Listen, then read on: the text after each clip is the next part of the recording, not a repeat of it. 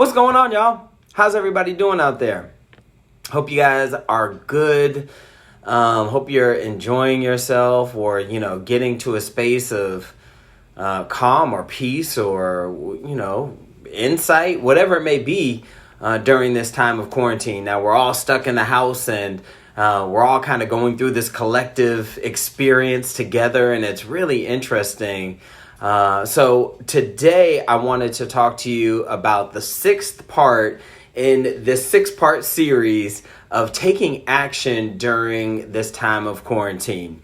Now, I've already recorded 5 different videos all about this action plan. And this action plan is based on my book, What's Your Action Plan? 6 Powerful Ways to Get Unstuck in Your Life Now. And so I've touched on the first 5 so far. And the first one is all about affirmations or afformations. The second one was all about creativity and tapping into your creative side, maybe that part that you've neglected for so many years. Third part was all about talking to a professional, talking to somebody, reaching out to somebody who can help you and who has been trained to help you deal with all these different thoughts, feelings, and emotions that might be coming up during this time. The fourth video that I recorded was all about introspection, doing that internal work, getting deep on it. So looking inside and seeing where you could use some extra help or extra strengthening according to the wheel of life, for instance. So check that out if you haven't had a chance to look at that one. And then yesterday I did something on openness. And being open with other people and sharing what your journey has been like during this time. And what you'll notice is you'll start to create more community and connection with people once you start to do that. So those are the first 5 parts of the action plan. And the last one, I would say it was my favorite. I don't know if it is, but it definitely is one that I love. So the N of the action plan is all about being present in the now. So it stands for nowness. Now, even if that's not a real word, it is now. So the nowness of the now word does presently exist in my dictionary. So what is nowness? You probably hear a lot of people talking about just practice being in the now, get present. Some people may be like, I have no idea what that means. I'm always present. Well, I get you. Physically, yes, you may be physically present wherever you are. But are you mentally and emotionally present where you are? Are you full in? Are you focused? Are you concentrating on whatever it is that you're putting your attention to? Or is your attention kind of getting pulled in many different directions? My guess is that if you're like me and so many other people, your focus is being pulled in so many different directions. I don't know about you, but there are times when I'll sit down at my computer or even go to my phone and be like, okay, I know I want to work on this or send this text or create this email. And then I'll get an email and be like, oh, wait, let me respond to that one. And then all of a sudden I have no idea what I sat down to do. Right. And so that's one of our biggest challenges nowadays is competing with the attention span that technology has created for all of us, which is very short attention span. That being said, I'm going to try to keep this short. So let me move on.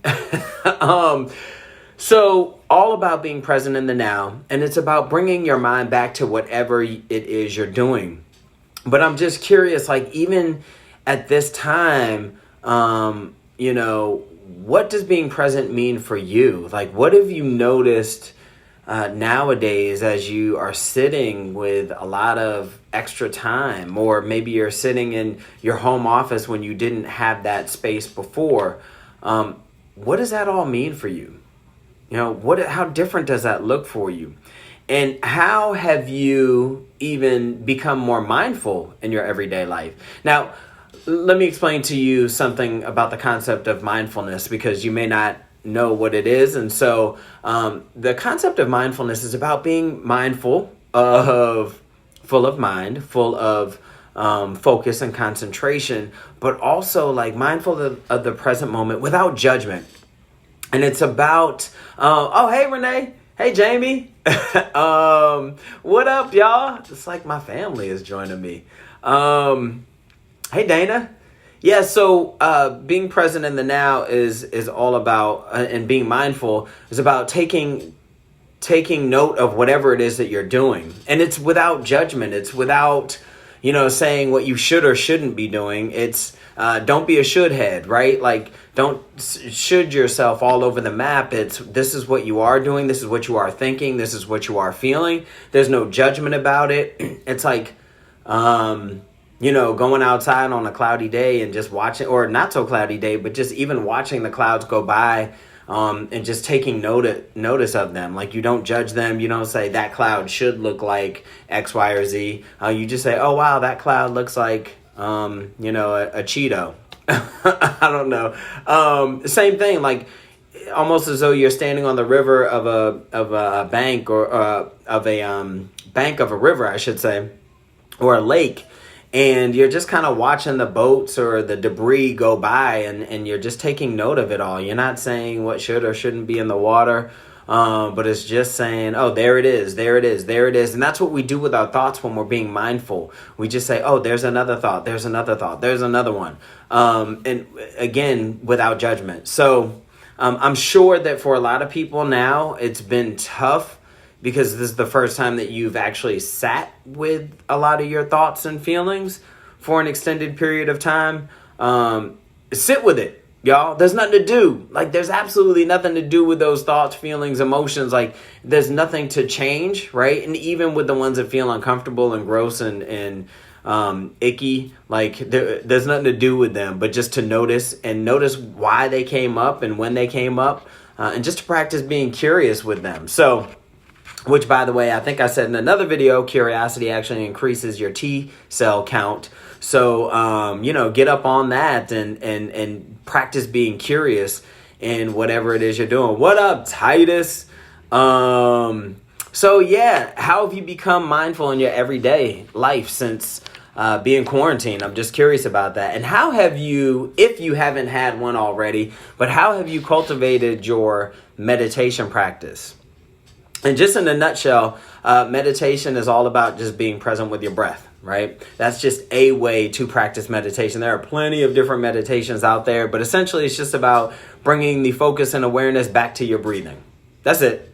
That's it. So even when your mind and your focus go everywhere else, it's just bringing it back. So a lot of people I've worked with have said, I can't meditate. It's too hard. I can't sit for that long. I can't stop my thoughts from occurring. I say, good. That means you're still living. Awesome. Because you still should have thoughts during this process. It's not about stopping your thoughts. It's about just not being carried away by them. And again, returning your attention and awareness back to your breathing. So I'm just curious if you've been, wanting to do a meditation practice, what that has looked like for you during this time. So what I found is it's usually easier to do that first thing in the morning. So if you have a chance to do that, I'd encourage you to try it first thing in the morning and start where you are. Like, if you haven't done anything yet, don't start at 15 minutes. Like, don't start at 30 minutes.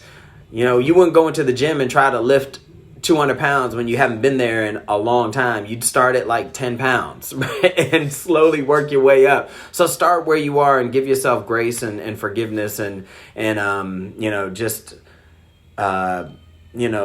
poise and ease, like when it comes to just being gentle with yourself. So and if you've already had a meditation practice, I'm curious if it's shifted at all. So y'all, two really good resources for being present in the now is just noticing, like when you're washing dishes or hanging out on the couch or whatever, just being present, whatever it is you're thinking, feeling, doing. But also another good resource for meditation is Insight Timer app. I talk about it all the time. I love it. I don't have stock in it. I don't own or gain anything from mentioning them, but it's just that I've gotten so much value from them. Download it. It's a free app, and you shouldn't have to pay for anything on that app. There's like an upgrade option that you pay, but don't do that. You don't need to, because there are so many free options on there. Also, the Calm app, I've heard really good things about that. There are I feel like there are new apps coming out all the time helping you with your meditation practice. So there's no excuse, y'all. Get up on it, get to practicing, get to doing it. And I hope this has been helpful for you. Again, just practice being in the now. Like this, there's no better time than the present to do it. No pun intended. But so y'all, this is it. Like, this is the 6-part series of the action plan during the quarantine. What you can do to get unstuck, or just to recognize wherever you are and to think about where you want to go during this time. This is the time where leadership is born and a lot of creativity is born. So, just be gentle with yourself, right? And I hope this has been helpful. By the way, I think we may have already closed registration, but even if you don't make this group coaching experience that Titus and I will be offering with Collaborative Solutions Group, we'll be looking at the power of emotional awareness and as well as leading through crisis. So check that out. Tuesdays, first and third Tuesdays of April and May.